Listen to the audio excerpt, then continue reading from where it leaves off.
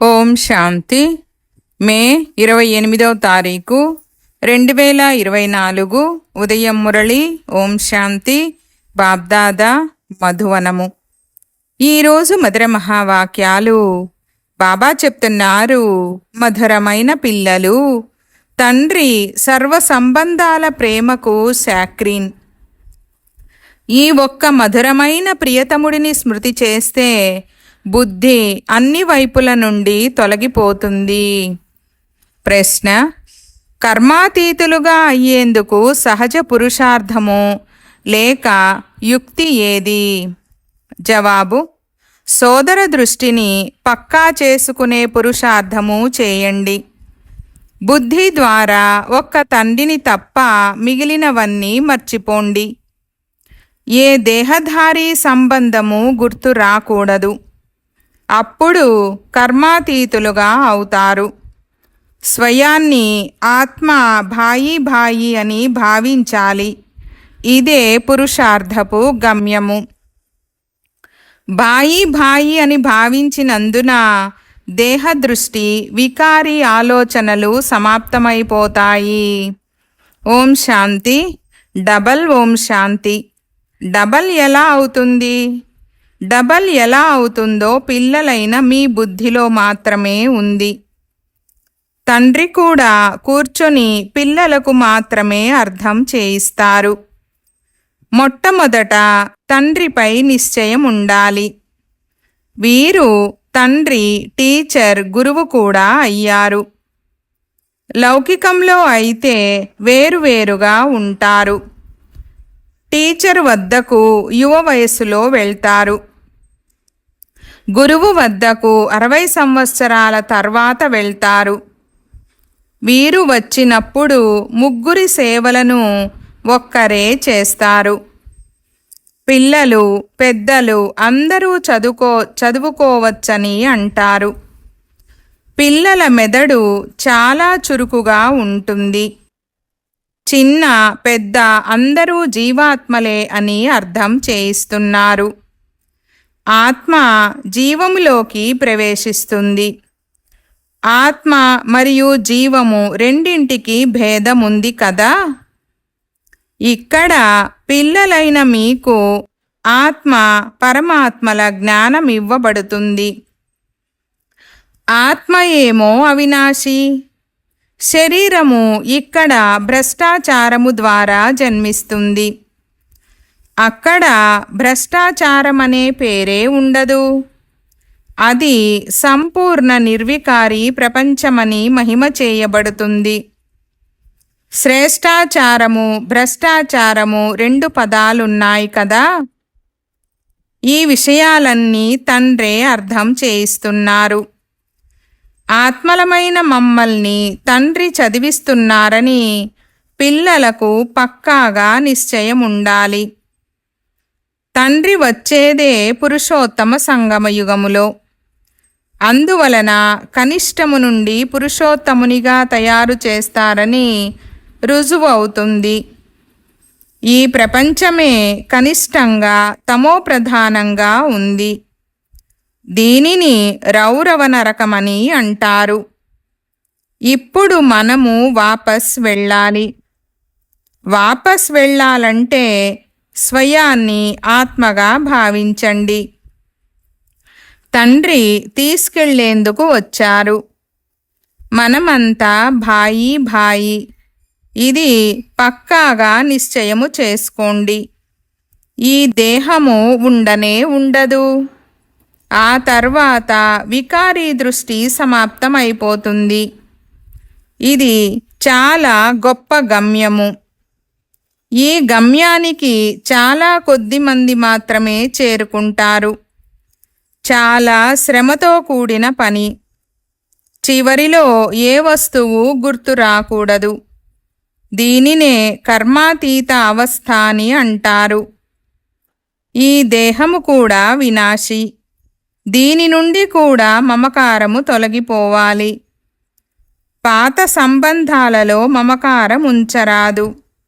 ఇప్పుడు నూతన సంబంధంలోకి వెళ్ళాలి. పాత ఆసురీ సంబంధము స్త్రీ పురుషుల సంబంధము ఎంతో చీచీ సంబంధము. స్వయాన్ని ఆత్మగా భావించమని తండ్రి చెప్తున్నారు.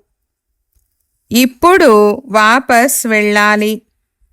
ఆత్మ ఆత్మ అని భావిస్తూ ఉంటే శరీర భావము ఉండదు. స్త్రీ పురుషుల ఆకర్షణ తొలగిపోతుంది.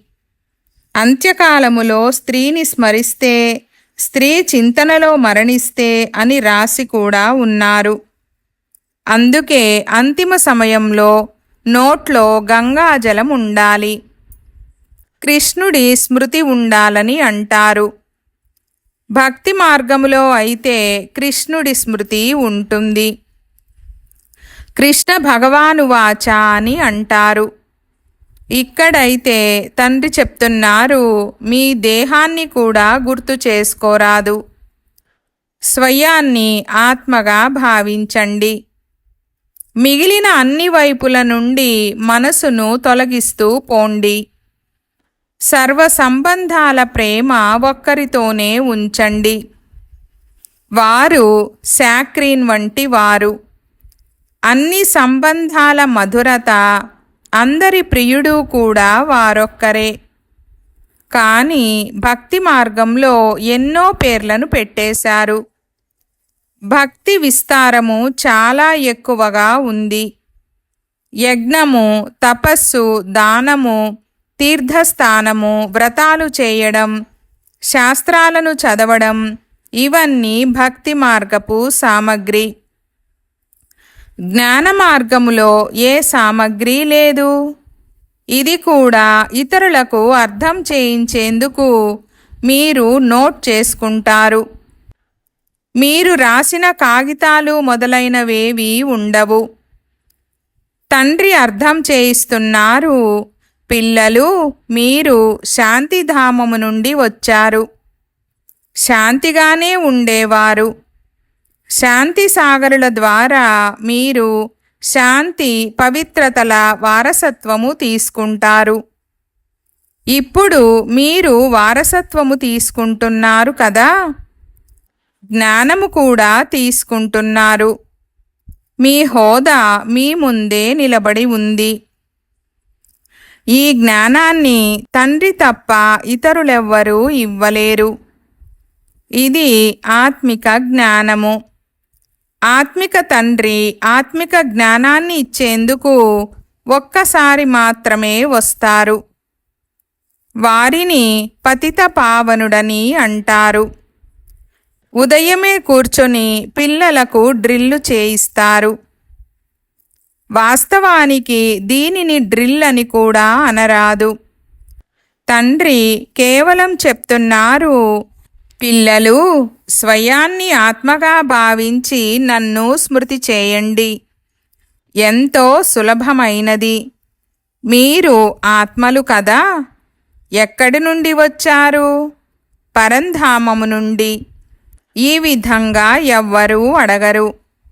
పారలౌకిక తండ్రే పిల్లలను అడుగుతున్నారు, పిల్లలు, పరంధామము నుండి ఈ శరీరములోకి పాత్ర చేసేందుకు వచ్చారు కదా. పాత్ర చేస్తూ చేస్తూ ఇప్పుడు నాటకము పూర్తయింది. ఆత్మ పతితమైనందున శరీరము కూడా పతితమయ్యింది. బంగారులోనే మిశ్రమము పడుతుంది. తర్వాత దానిని కరిగిస్తారు. సన్యాసులు దీని అర్థాన్ని ఎప్పుడూ చెప్పలేరు. వారికి ఈశ్వరుని గురించి తెలియనే తెలియదు. తండ్రితో యోగము జోడించండి అంటే వారు దానిని ఒప్పుకోరు. తండ్రి ఏదైతే నేర్పిస్తారో దానిని ఇతరులెవ్వరూ నేర్పించలేరు. దీనిలో ప్రత్యక్షంగా శ్రమ చేయవలసి ఉంటుంది. తండ్రి ఎంతో సులభము చేసి అర్థం చేయిస్తారు. పతిత పావనుడని, సర్వశక్తివంతుడని, వారినే శ్రీ శ్రీ అని అంటారని మహిమ కూడా చేస్తారు. దేవతలను శ్రీ అని అంటారు. ఈ పదము వారికే శోభిస్తుంది. వారి ఆత్మ శరీరము రెండూ పవిత్రంగా ఉంటాయి. ఆత్మను ఎవ్వరూ నిర్లేపమని అనజాలరు.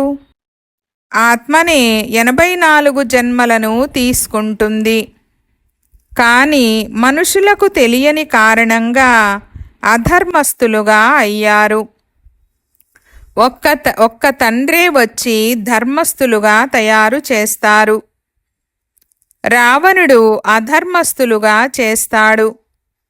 చిత్రాలైతే మీ వద్ద ఉన్నాయి, అంతేగాని 10 తలల రావణుడు ఎవ్వరూ ఉండరు. సత్యయుగములో అయితే రావణుడు ఉండనే ఉండడు. ఇది చాలా స్పష్టంగా ఉంది.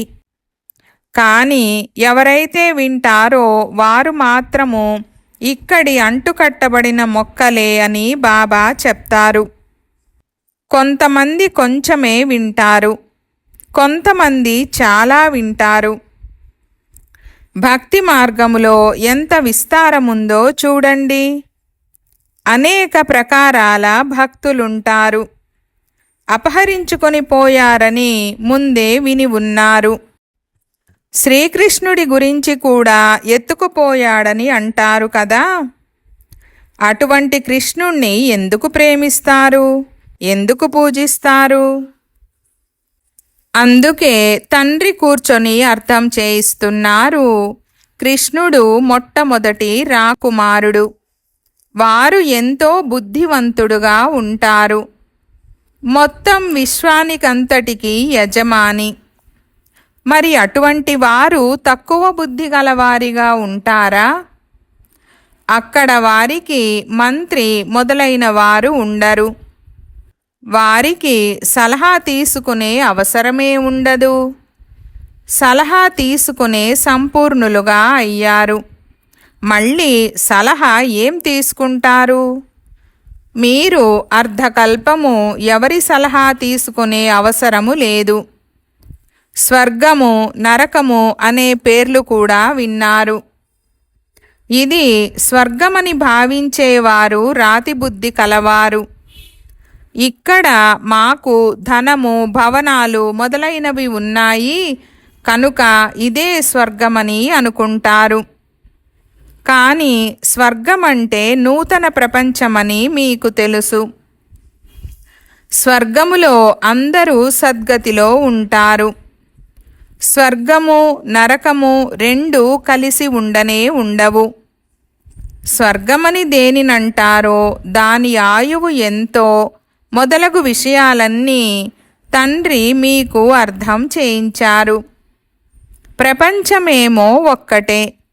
కొత్త దానిని సత్యయుగమని, పాతదానిని కలియుగమని అంటారు. ఇప్పుడు భక్తి మార్గము సమాప్తమైపోతుంది. భక్తి తర్వాత జ్ఞానము రావాలి. జీవాత్మలన్నీ పాత్ర చేస్తూ చేస్తూ పతితమైపోయాయి. ఇది కూడా తండ్రి అర్థం చేయించారు. మీరు ఎక్కువ సుఖము పొందుతారు. మీకు 3/4 భాగము సుఖము, మిగిలిన 1/4 భాగము దుఃఖము. ఇందులో కూడా తమో ప్రధానమైనప్పుడు దుఃఖము ఎక్కువగా ఉంటుంది. సగము సగము ఉంటే అందులో మజా ఏముంది? స్వర్గములో దుఃఖానికి నామరూపాలే ఉండవు. అప్పుడు అందులో మజా ఉంటుంది. అందుకే అందరూ స్వర్గాన్ని గుర్తు చేసుకుంటారు. ఇది కొత్త మరియు పాత ప్రపంచముల బేహద్ నాటకము. దీనిని గురించి ఎవ్వరికీ తెలీదు. తండ్రి భారతవాసులకే అర్థం చేయిస్తారు. మిగిలిన వారంతా అర్ధకల్పము తర్వాతనే వస్తారు. మొదటి అర్ధకల్పములో కేవలం సూర్యవంశీయులు, చంద్రవంశీయులైన మీరు మాత్రమే ఉంటారు. మీరు పవిత్రంగా ఉంటారు. అందుకే మీ ఆయువు ఎక్కువగా ఉంటుంది. అంతేకాక ప్రపంచము కూడా కొత్తదిగా ఉంటుంది. అక్కడ ప్రతి వస్తువు కొత్తదిగానే ఉంటుంది. ధాన్యము, నీరు, భూమి మొదలైనవన్నీ కొత్తగానే ఉంటాయి. పోను పోను పిల్లలైన మీకు ఇలా ఇలా జరుగుతుందని అన్నీ సాక్షాత్కారం చేయిస్తూ ఉంటారు. అవి ప్రారంభంలో జరిగాయి, చివర్లో మళ్ళీ సాక్షాత్కారాలు అవుతాయి. సమీపించే కొలది సంతోషము కలుగుతుంది. మనుషులు విదేశాల నుండి స్వదేశములోకి వచ్చినప్పుడు సంతోషము కలుగుతుంది కదా. ఎవరైనా విదేశాలలో మరణిస్తే వారిని విమానంలోనైనా స్వదేశానికి తీసుకొస్తారు. అన్నింటికంటే ఫస్ట్ క్లాస్, అత్యంత పవిత్రమైన ధరణి భారతదేశము. ఈ దేశపు మహిమ పిల్లలైన మీకు తప్ప మరెవ్వరికీ తెలియనే తెలియదు. ఇది ప్రపంచపు అద్భుతము కదా. దాని పేరే స్వర్గము. వారు చూపించే అద్భుతాలన్నీ నరకములోవే. నరకములోని అద్భుతాలెక్కడా, స్వర్గములోని అద్భుతాలెక్కడా? రాత్రికి పగలుకున్నంత తేడా ఉంటుంది. నరకములోని అద్భుతాలను చూసేందుకు కూడా చాలామంది మనుషులు వెళ్తూ ఉంటారు. అనేక మందిరాలు ఉన్నాయి. అక్కడ మందిరాలే ఉండవు, సహజ సౌందర్యం ఉంటుంది. మనుషులు చాలా కొద్ది మందే ఉంటారు. సుగంధము మొదలైన వాటి అవసరం ఉండదు. ప్రతి ఒక్కరికి తమ ఫస్ట్ క్లాస్ అయిన స్వంత ఉద్యానవనాలు ఉంటాయి. అందులోని పుష్పాలు ఫస్ట్ క్లాస్గా ఉంటాయి. అక్కడ గాలి కూడా ఫస్ట్ క్లాస్గా ఉంటుంది. వేసవిలో ఉష్ణము మొదలైనవి ఎప్పుడూ విసిగించవు. సదా వసంత ఋతువే ఉంటుంది. అగరుబత్తీల అవసరము కూడా ఉండదు. స్వర్గము పేరు వింటూనే నోట్లో నీరూరుతుంది. ఇటువంటి స్వర్గములోకి వెంటనే వెళ్తామని మీరంటారు. ఎందుకంటే మీకు స్వర్గము గురించి తెలుసు.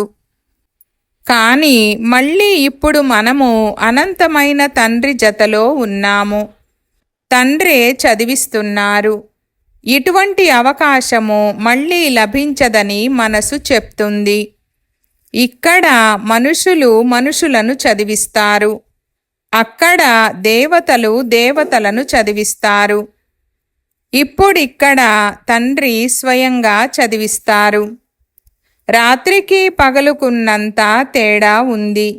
మీకు ఎంత సంతోషముండాలి. 84 జన్మలు కూడా మీరు మాత్రమే తీసుకున్నారు. మీకు మాత్రమే ప్రపంచ చరిత్ర భూగోళాల గురించి తెలుసు. మనమే అనేకసార్లు ఈ రాజ్యాన్ని తీసుకున్నాము. తర్వాత మళ్ళీ రావణ రాజ్యంలోకి వచ్చాము. ఇప్పుడు తండ్రి చెప్తున్నారు, మీరు ఈ ఒక్క జన్మ పవిత్రంగా అవ్వండి. 21 జన్మలు మీరు పవిత్రమవుతారు. అలా ఎందుకు తయారవ్వరు? కానీ మాయ ఎటువంటిదంటే సోదర సోదరీల పప్పులు కూడా ఉడకవు. అనగా సంపూర్ణ పవిత్రులుగా అవ్వలేరు. అపరిపక్వంగా ఉండిపోతారు. స్వయాన్ని ఆత్మగా భావించినప్పుడే ఈ పప్పులు ఉడుకుతాయి.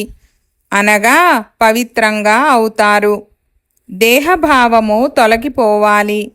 ఇందులోనే శ్రమ ఉంది. చాలా సహజమైనది కూడా. ఎవరికైనా చాలా కష్టమని చెప్తే వారి మనస్సు దూరంగా తొలగిపోతుంది. అందుకే దీని పేరే సహజ స్మృతి. జ్ఞానము కూడా సహజమైనదే. 84 జన్మల చక్రాన్ని తెలుసుకోవాలి. మొట్టమొదట తండ్రి పరిచయమునివ్వాలి. తండ్రి స్మృతి ద్వారానే ఆత్మలోని మలినము తొలగిపోతుంది. పవిత్ర ప్రపంచపు పరిచయం ఇవ్వాలి. తండ్రి స్మృతి ద్వారానే ఆత్మలోని మలినము తొలగిపోతుంది. పవిత్ర ప్రపంచపు వారసత్వాన్ని పొందుతారు. మొదట తండ్రిని స్మృతి చేయండి. భారతదేశపు ప్రాచీన యోగమని అంటారు. తద్వారా భారతదేశానికి విశ్వచక్రవర్తి పదవి లభిస్తుంది. ఎన్ని సంవత్సరాల ప్రాచీనము అని అడిగితే లక్షల సంవత్సరాలని వారంటారు. అయితే 5000 సంవత్సరాల మాట అని మీకు తెలుసు. అదే రాజయోగాన్ని మళ్ళీ తండ్రి నేర్పిస్తున్నారు. ఇందులో తికమక పడే అవసరమే లేదు. ఆత్మల నివాస స్థానం ఎక్కడా అని అడుగుతారు. మా నివాస స్థానము భృకుటి మధ్య స్థానమని అంటారు. కావున ఆత్మనే చూడవలసి ఉంటుంది. ఈ జ్ఞానము మీకిప్పుడు మాత్రమే లభిస్తుంది. తర్వాత అక్కడ ఈ జ్ఞానము అవసరమే ఉండదు. ముక్తి జీవన్ముక్తులను పొందగానే ఇది సమాప్తమైపోతుంది. ముక్తివారు కూడా తమ సమయంలో జీవన్ముక్తిలోకి వచ్చి సుఖమును పొందుతారు. అందరూ ముక్తి ద్వారానే జీవన్ముక్తికి వస్తారు. ఇక్కడ నుండి శాంతిధామానికి వెళ్తారు. మరో ప్రపంచమేదీ లేదు. డ్రామానుసారము అందరూ వాపస్ వెళ్ళే తీరాలి. వినాశనానికి ఏర్పాట్లు కూడా జరుగుతున్నాయి. ఎంతో ఖర్చు చేసి బాంబులు తయారు చేస్తారు. కాబట్టి వాటిని ఊరకే ఉంచుకునేందుకు తయారు చేయరు కదా. ఫిరంగులు, బాంబులు వినాశనము కొరకే. సత్యత్రేతాయుగాలలో ఈ వస్తువులు ఉండనే ఉండవు. ఇప్పుడు 84 జన్మలు పూర్తయ్యాయి. మనము ఈ శరీరాన్ని వదిలి ఇంటికి వెళ్ళిపోతాము. దీపావళి పండగ నాడు అందరూ మంచి మంచి నూతన వస్త్రాలను ధరిస్తారు కదా. ఆత్మలైన మీరు కూడా కొత్తగా అవుతారు. ఇది అనంతమైన విషయము. ఆత్మ పవిత్రమైతే శరీరము కూడా ఫస్ట్ క్లాస్ అయినది లభిస్తుంది. ఇప్పుడు ఉండేవన్నీ కృత్రిమ ఫ్యాషన్లు. పౌడర్ మొదలైనవి పూసుకొని అందంగా కనిపిస్తారు. అక్కడైతే సహజ సౌందర్యం ఉంటుంది. ఆత్మ సదా సుందరంగా అవుతుంది. దీనిని మీరు అర్థం చేసుకున్నారు. పాఠశాలలో అందరూ ఒకే విధంగా ఉండరు. ఇటువంటి లక్ష్మీనారాయణులుగా తయారవ్వాలని మీరు కూడా పురుషార్థము చేస్తారు. ఇది మీ ఈశ్వరీయ కులము. తరువాత మళ్ళీ సూర్యవంశీయులు, చంద్రవంశీయులు ఉంటారు. బ్రాహ్మణులైన మీకు రాజ్యము లేదు. ఇప్పుడు మీరు సంగమయుగములో ఉన్నారు. కలియుగములో ఇప్పుడు రాజ్యమే లేదు.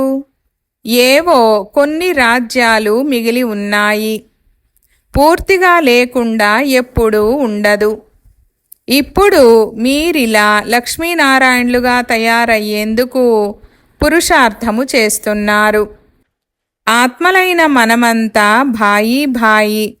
వారు మన తండ్రి. తండ్రి చెప్తున్నారు, ఒకరినొకరు భాయి భాయిగా చూడండి. 3వ జ్ఞాననేత్రము లభించింది. ఆత్మలైన మీరు ఎక్కడ నివసిస్తారు? సోదరుడైన ఆత్మ అడుగుతుంది, ఆత్మ ఎక్కడ ఉంటుంది? భృకుటిలో ఉంటుందని చెప్తారు. ఇది సాధారణ విషయమే. ఒక్క తండ్రి తప్ప ఏమీ గుర్తు రాకూడదు. చివరి సమయంలో ఇటువంటి తండ్రి స్మృతిలోనే శరీరాన్ని వదలాలి. ఈ అభ్యాసము పక్కాగా చేసుకోవాలి. అచ్చా, मीठे मीठे सिकीलधे बच्चों प्रति मात पिता बाप दादा का याद प्यार और गुड मॉर्निंग। रूहानी बाप की रूहानी बच्चों को नमस्ते। हम रूहानी बच्चों की रूहानी बाप दादा को याद प्यार गुड मॉर्निंग और नमस्ते नमस्ते बाबा नमस्ते। धारण కొరకు ముఖ్య సారము 1వ పాయింట్. సత్యయుగములో ఫస్ట్ క్లాస్గా ఉండే సుందరమైన శరీరాన్ని ప్రాప్తి చేసుకునేందుకు ఇప్పుడే ఆత్మను పావనంగా చేసుకోవాలి. తుప్పును వదిలించేయాలి. కృత్రిమ ఫ్యాషన్లు చేసుకోరాదు. 2వ పాయింట్, సదా పవిత్రంగా అయ్యేందుకు ఒక్క తండ్రి తప్ప ఇతరమేది స్మృతి రాకుండా ఉండేందుకు అభ్యాసము చెయ్యాలి. ఈ దేహాన్ని కూడా మర్చిపోవాలి. భాయి దృష్టి పక్కాగా ఉండాలి. వరదానము: శుభభావన, శుభకామనల సహయోగము ద్వారా ఆత్మలను పరివర్తన చేసే సఫలత సంపన్న భవ. వివరణ: ఏ కార్యములోనైనా సర్వ బ్రాహ్మణ పిల్లలు సంఘటిత రూపంలో మీ మనస్సు యొక్క శుభభావనలు మరియు శుభకామనల సహయోగమిస్తారు. ఈ సహయోగము ద్వారా వాయుమండలం యొక్క కోట తయారవుతుంది. ఈ కోట ఆత్మలను పరివర్తన చేస్తుంది. ఎలాగైతే 5 వేళ్ల యొక్క సహయోగము ద్వారా ఎంత పెద్ద కార్యమైనా సులభంగా అయిపోతుందో, అలా ప్రతి బ్రాహ్మణపుత్రుని సహయోగము సేవలను సఫలతా సంపన్నంగా చేసేస్తుంది. సహయోగానికి ఫలితము సఫలత. స్లోగన్: అడుగడుగులో పదమాల సంపాదన జమ చేసుకునే వారే అందరికంటే గొప్ప ధనవంతులు. ఓం శాంతి.